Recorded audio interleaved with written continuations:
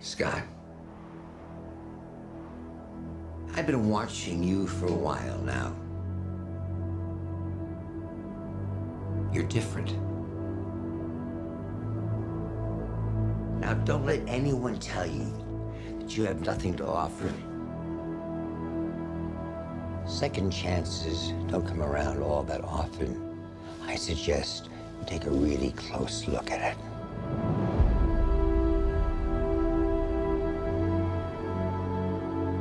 This is your chance to earn that look in your daughter's eyes, to become the hero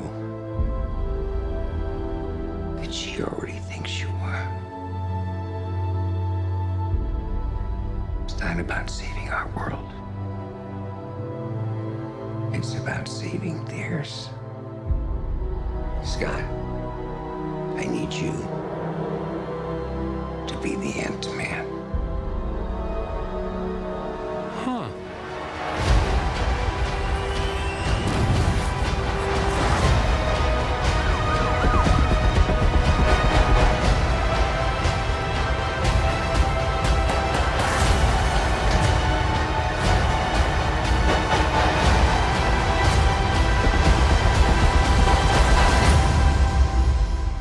One question. Is it too late to change the name?